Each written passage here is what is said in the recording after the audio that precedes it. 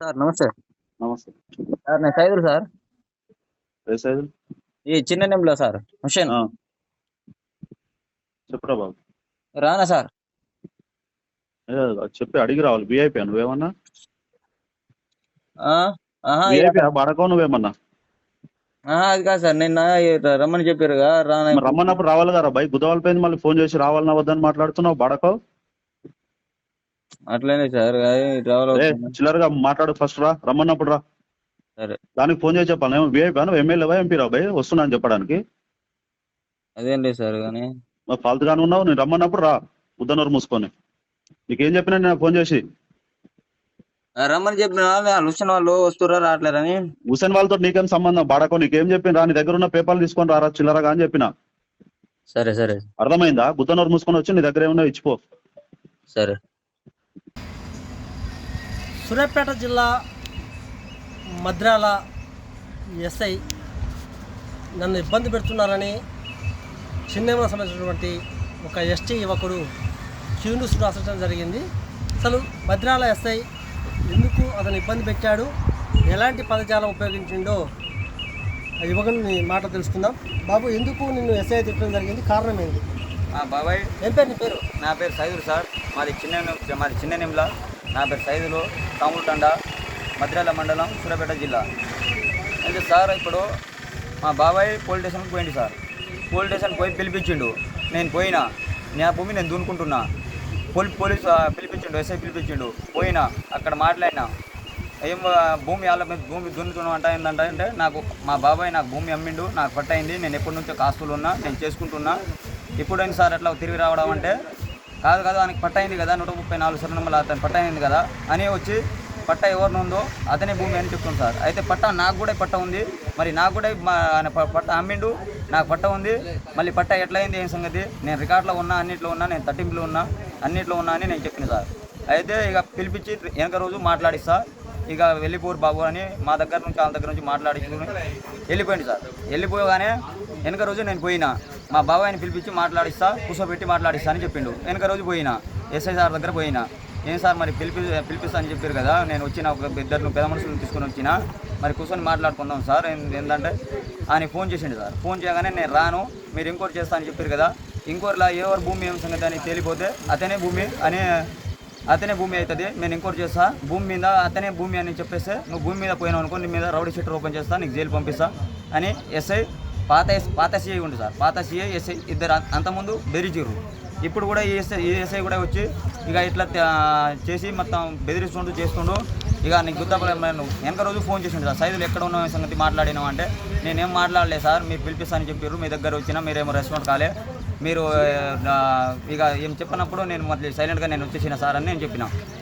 వెనక రోజు ఫోన్ చేసిండు సార్ నాకు. ఫోన్ చేసి నేను గుద్దబల్ బాబు ఏమైనా తనకరాలు దిగుతున్నావా, చిల్లర కానీ పెద్ద సైకో లెక్క ఉన్నావు, అది ఉన్నావు, ఇది ఉన్నావు, నోట్లో వచ్చినట్టు ఇష్టం వచ్చినట్టు తిడుతుండు సార్. తిడుతుంటే అంతకుముందు నేను చేసిన బెండకాయలు వేసుకున్నా, గోకరకాయ వేసుకున్నా, గోంగూర వేసుకున్నా, అన్నీ వేసుకున్నా. వాళ్ళు వచ్చి మొత్తం ఒక పండుగకు వచ్చారు సార్ మా బాబాయ్ వాళ్ళు. వాళ్ళందరూ నలుగురు వచ్చి మొత్తం వాళ్ళు పీకేసి మొత్తం కాలబెట్టి పోయిర్రు, పెట్రోల్ పోసి కాలబెట్టి పోయిర్రు. ఆ వీడియో కూడా నా దగ్గర ఉన్నాయి సార్. ఆ వీడియో కూడా నేను అంటే ఇప్పుడు నువ్వు ఆ భూమి మీద ఎన్ని సంవత్సరాల నుంచి కబ్జాలు ఉంటున్నావు, చుట్టుపక్కల రైతులు చెప్తారు సార్. నేను 2007 నుంచి నాకు భూమి ఆయన అమ్మేసిండు, నేనే కబ్జాలో ఉన్నా, నేనే పట్టాలు ఉన్నా, నేనే రికార్డులో ఉన్నా, మొత్తం అలా ఉన్నా సార్. అయితే వీళ్ళు వచ్చిర్రు సార్, ఎంక్వైరీ చేసిర్రు, భూమి మొత్తం దున్నేసి మొత్తం కాలబెట్టిపోయిర్రు. పోలీసు వాళ్ళు ఎఫ్ఐఆర్ కూడా చేసిర్రు. ఆ ఎఫ్ఐఆర్ కాపీ కూడా నా దగ్గర ఉన్నాయి. అప్పటి నుంచి ఏం చేసిర్రు మళ్ళీ అంటే మళ్ళీ భూమి అతనే భూమి అని నా భూమి అని నా చెప్పగానే మా బాబాయ్ వచ్చిండు సార్. ఎస్ఐ వాళ్ళకు సిఐ వాళ్ళకు పిలుచుకుని వచ్చిండు, భూమి మీద వచ్చిండు. నేను కౌలుకి ఇచ్చిన భూమి ఆయనకి, నేను అతనికి అమ్మలే భూమి, నాకు కౌలుకి ఇచ్చిన అని చెప్పొస్తుండు సార్. నువ్వు కౌలుకి ఇచ్చిన కానీ నాకు అమ్మినావు, నాకు నీ దగ్గర నుంచి నాకు రికార్డుల పట్ట వచ్చినట్టు నా దగ్గర రికార్డులు ఉన్నాయి, నేను అమ్మినావు, నా దగ్గర తట్టింపులు ఉన్నాయి, అన్నీ ఉన్నాయి సార్ అని నేను చెప్పిన. నువ్వు ఏమైనా చెప్తే నువ్వు అతను ఏమైనా ఈగలుగా పో, నువ్వు కోర్టుకు ఈగలుగా నువ్వు చూసుకో అని పాత సిఐ పోయిన సిఐ చెప్పింది సార్. రౌడీ షీటర్ ఓపెన్ చేస్తా, అతను భూమి మీద పోతే అనుకుంటే ఇవాళ నువ్వు ఎస్ఐ గారితో మాట్లాడినప్పుడు నేను ఎందుకు ఆ విధంగా గోపడుతుంది, దీనికి కారణం ఏంటంటున్నావు? ఇతని కారణం ఏంటంటే ఇప్పుడు ఆయన డబ్బులకు మొన్నదాకా నాకెళ్ళి మాట్లాడింది సార్. మొన్నదాకా కూర్చొని మాట్లాడిపిస్తా అన్నాడు. ఈ రోజు ఏమో ఎమ్మటేమో అతనికి వెళ్ళి చేసేసి డబ్బులు మొత్తం లంచం తీసుకొని ఇక ఎటుపడితే అటు మాట్లాడుతుండు సార్. ఇక బూతులు మాట్లాడుతుండు. నా దగ్గర సెల్ రికార్డులు ఉన్నాయి సార్. నేను మొత్తం రికార్డులు మొత్తం ఫోన్లో రికార్డులు చేసుకున్నా ఇవాళ పొద్దున కూడా కానిస్టేబుల్ వచ్చింది సార్. కానిస్టేబుల్ వచ్చి ఇవాళ భూమి మీద వచ్చి భూమి ఎంక్వైరీ చేసుకొని వెళ్ళిపోయిండు. నాకు తెలియకుండానే, నాకు ఫోన్ చేయకుండానే వచ్చి ఎంక్వైరీ చేసుకొని వెళ్ళిపోయిండు. అక్కడి నుంచి మళ్ళీ ఇవాళ ఫోన్ చేసి కానిస్టేబుల్ ఎస్ఐ గారు మీకు పిలుస్తుండు, మీతో మాట్లాడతారంట, కూర్చోబెట్టి మాట్లాడిస్తారంట అని ఫోన్ చేసి పిలిపించిండు.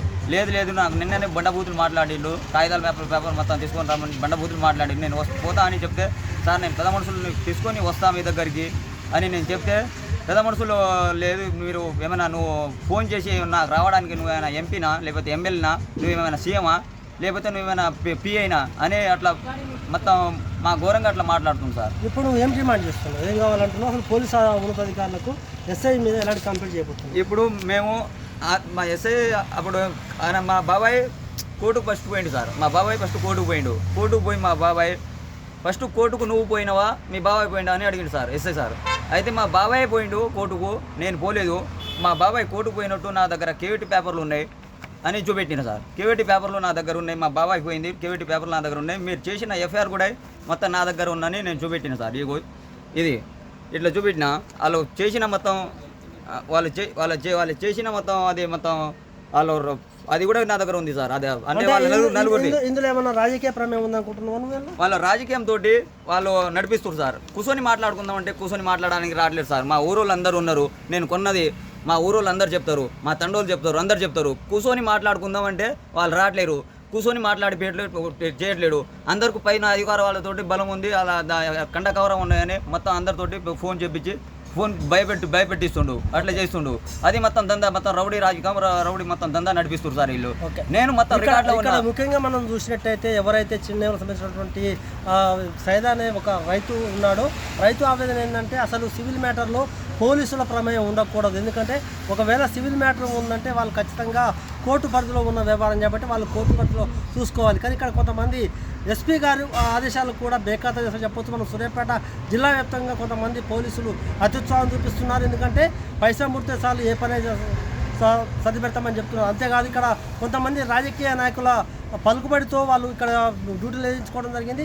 ఆ రాజకీయ నాయకుడు చెప్తే మాత్రం ఖచ్చితంగా ఏ పనైనా చేయవలసిందే. యువతల వ్యక్తి తప్పు చేయకున్నా కూడా అతని మీద కేసులు పెడుతున్న దాఖలు కనిపిస్తున్నాయి. అంతేకాదు ఇప్పుడు మనం ముఖ్యంగా ఇప్పుడు సైజు విషయాన్ని చూస్తే మాత్రం ఇక్కడ ఉన్నటువంటి మద్రాల ఎస్ఐ మాత్రం మనం చూస్తున్నాము. మొత్తం వాయిస్ మొత్తం కూడా బయటకు రావడం జరిగింది. సార్ మీ స్టేజ్కి మీరు రావచ్చా అని అడిగిన పాపానికే నానా బండబూతులు తిట్టడం జరిగింది. అంతేకాదు అసలు అంటే ఒక పోలీస్ అధికారి ఎట్లా ఉండాలి, ఫ్రెండ్లీ పోలీసుగా అని చెప్తున్నటువంటి తెలంగాణ